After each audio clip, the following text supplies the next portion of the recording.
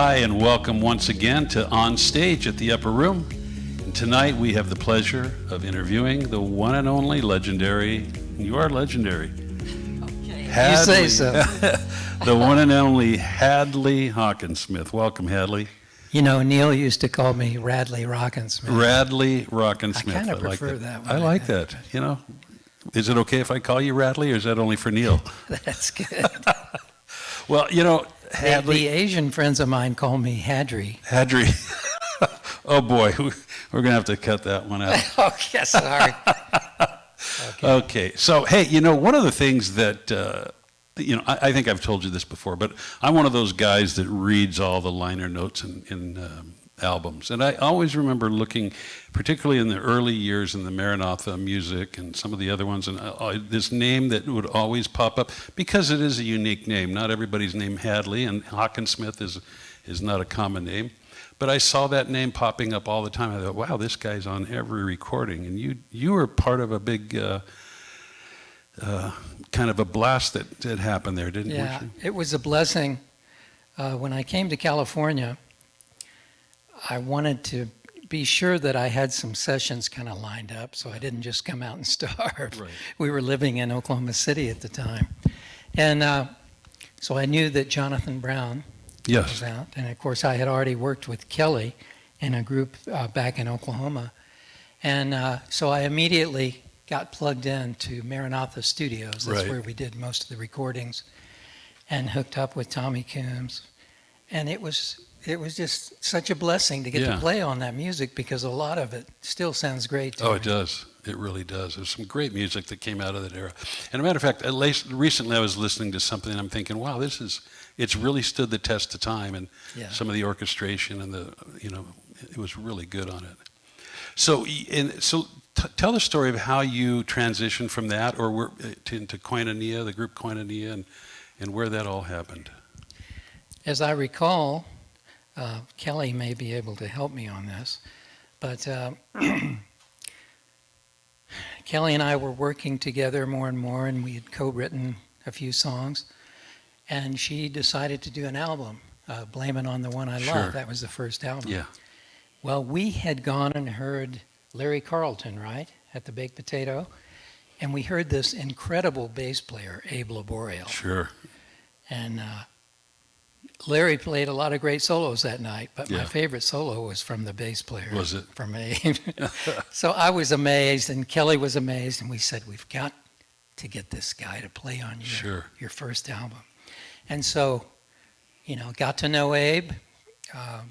He's the most likable person in the world, so everyone got along with Abe. And from that friendship, he kept me in mind, and Harlan, to be a part of the group Koinonia that he later put together. And so he started that group, and then so the original members were you, Abraham Laboriel, Bill Maxwell, Harlan Harlan Rogers on keyboards, John Phillips, an incredible woodwind player. Not to be confused with the Mamas and the Papas. No, John. no, not him.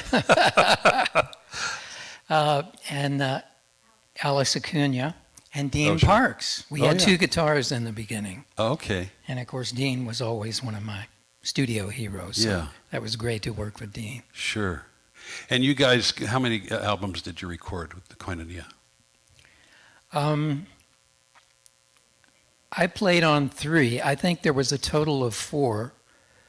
I left the group at a certain point for various reasons, but so I wasn't a part of the last album. But it was a great memory. It was a great time recording those. I think Bill Schnee engineered the ones I was involved with. Legendary Bill Schnee. What a great guy he is. Yeah. Also a believer. Yes, indeed. And so, and that band had some very high critical acclaim in terms of the talent in the band, the uniqueness of the music and so forth. It was great. We just felt blessed. Yeah. I mean, we really did. We had a lot of respect for each other musically, but we just felt blessed because we also loved each other. Sure. And we also had Christ in common. Right. So it was a great thing. I look back on it and almost can't believe it happened. Yeah. And yet who knows? It may happen in some form again. Well, so there's some iteration. There's some talk about an iteration of the group to do something soon. Yes. Right now, it's still talk as far as here in the States. Yeah. There is a little tour that's put together in Europe. Yeah. That's mainly to honor Abel Borel Sure. for all of his recording career. But just so happens we're mostly going to play Koinonia music, so I'm happy to be a part of that. And Bill Maxwell's going as well. So if people that are fans of Koinonia who are watching this, if they wanted to find out about that particular, that tour won't be in the U.S., but where would that be? Would it be on your website or on? I have. Is there a Koinonia website? Is there still a Koinonia website? I think there is some kind of a Koinonia website.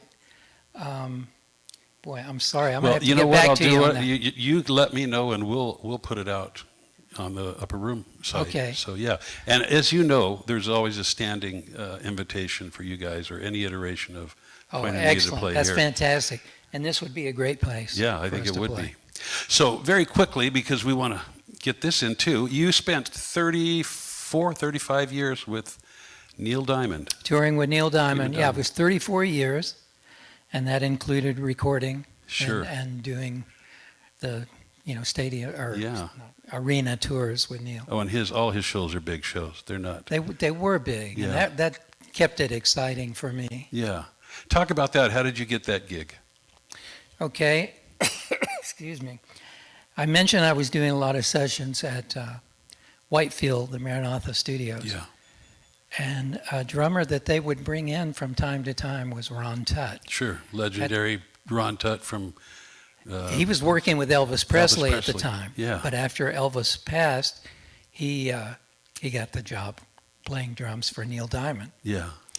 And so about 6 months after he got the job, we were doing some sessions together at Maranatha. And he said, "Hey, Hadley, I feel like I should let you know our main guitar player is leaving. He wants to become a producer." And Neil said to put our feelers out. So I'm suggesting you. And believe it or not, I said, "Give me a couple of days to think about it." Did you? Yes, because I didn't know what was going to happen with Koinonia. Right. Which was the love of my life at the time. Right. But, we prayed about it, and I got some more information about the future plans for Koinonia, and I decided I couldn't refuse that offer. Yeah. Did you have to audition in front of Neil, or was it? Well, they didn't call it an audition, but it was. Yeah. Were you pretty nervous? But you are one of the finest players. Thank you, and Ron. so, but Personally, I don't think that much of my playing. I'm just happy that people seem to like it.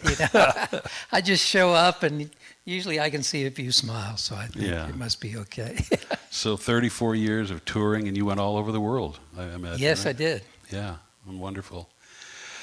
And then you just left the Neil Diamond group just a couple of years ago, right? A couple of years ago, yes. And then now Neil's kind of backed off and touring as well with some Yes, he was health diagnosed issues. with Parkinson's, although I think he's doing quite well. But the Wonderful. doctors told him to stop the touring. They said Yeah. that was just going to be too hard Too much on him. on his body. Yeah.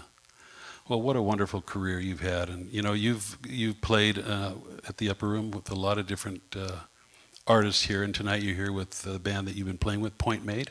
Yes. And we're excited about that. And so, Hadley, thanks for being with us, and we look forward to seeing what's next. And Excellent. Hadley Hockensmith. Hadley Hockensmith, and I'm glad you're my friend. Well, likewise. Thanks, Hadley. Thank you. And thanks again for watching On Stage at the Upper Room.